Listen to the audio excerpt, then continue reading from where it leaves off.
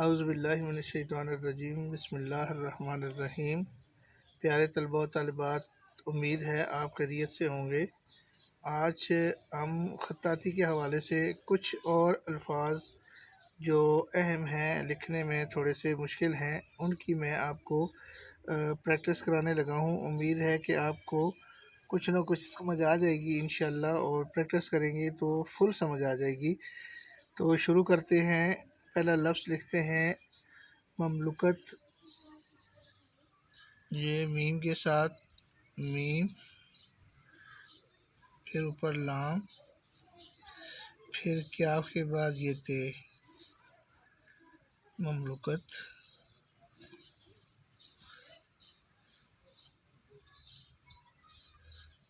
अगला लफ्ज़ इसकी जमा लिखते हैं ममलकतें,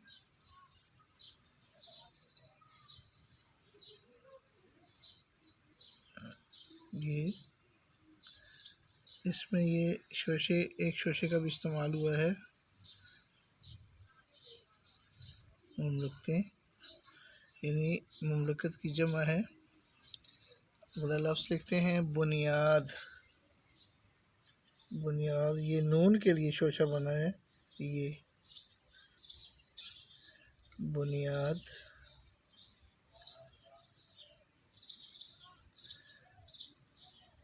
अच्छा जी, अगला लफ्ज़ हम लिखते हैं नसीब,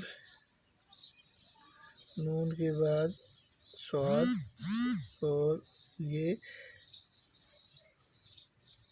इसके लिए एक दंदाना और बनेगा, ये और ये बाद में बनेगा नसीब। अब लिखेंगे नसीब, बे ऊपर, ये के लिए ये लेटी रे का इस्तेमाल हमने किया है। बे का नीचे नुक्ता डालते हैं, नसीब। अगला लफ्ज़ लिखते हैं बेशतर। बे के बाद शोशा है ये के लिए, और शीन के 3 दंदाने बनाने के बाद फिर तेरे तर, बेश तर। अक्सर लाम लफ्ज़ बोलते हैं अक्सर व बेशतर। अगला लफ्ज़ है तख्लीक।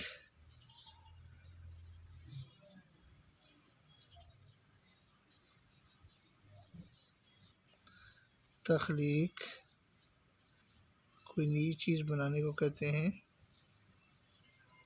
अल्लाह ताला की, इंसान अल्लाह ताला की तख्लीक है। आगे लफ्ज़ है मज़बूत। मीम के बाद ज़ात, और ये बे वाबू, तो ऐसा मज़बूत, इसके लिए शोशा नहीं बनेगा। आगे लफ्ज़ है सबब। सबब,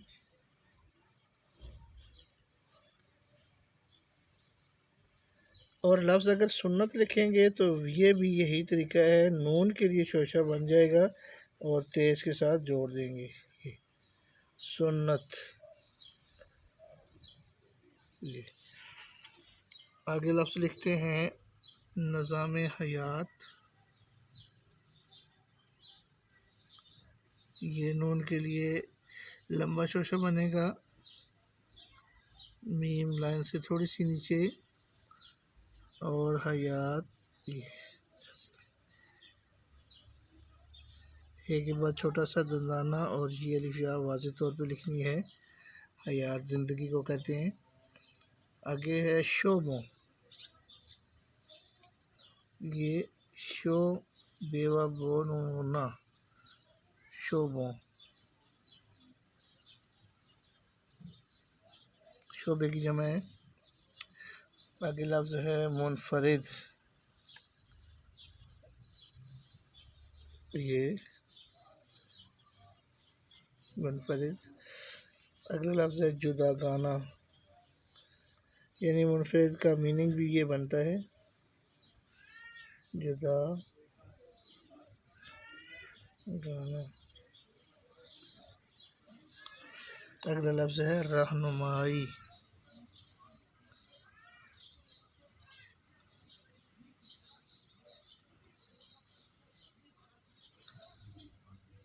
रहनुमाई।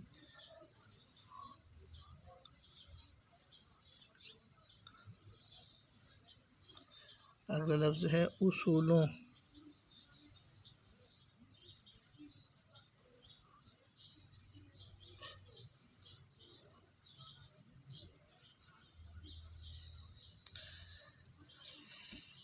अगला लफ्ज़ लिखते हैं जी उस्तवार।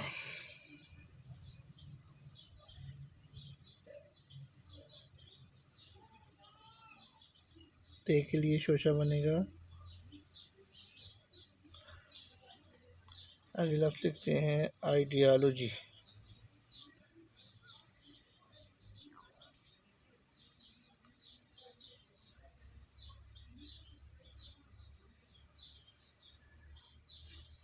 आइडियालॉजी।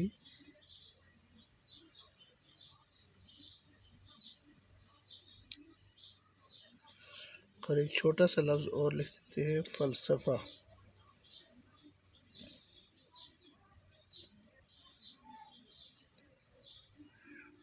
BSc और फ़ेफ़ा, फ़लसफ़ा।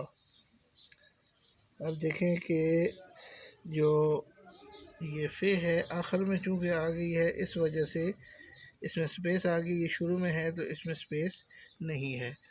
उम्मीद है कि आपको आज के अल्फाज की समझ आ गई होगी और इनकी बनावट भी आप लोगों को समझ आ गई होगी। जब प्रैक्टिस करेंगे तो मज़ीद इंशाअल्लाह 100% 100% आपको समझ आ जाएगी। तो उम्मीद है कि आपको ये सबक पसंद आएगा। इसको सीखें, दोस्तों को सिखाएं, दोस्तों को शेयर करें और लाइक कीजिए और उसके अलावा सब्सक्राइब कर दें ताकि जो ही नया सबक मैं बनाऊं या नई वीडियो अपलोड करूं तो सबसे पहले आपको मिले। अल्लाह हाफ़िज़। इंशाअल्लाह अगले सबक में फिर मुलाकात होगी। अस्सलामु अलैकुम।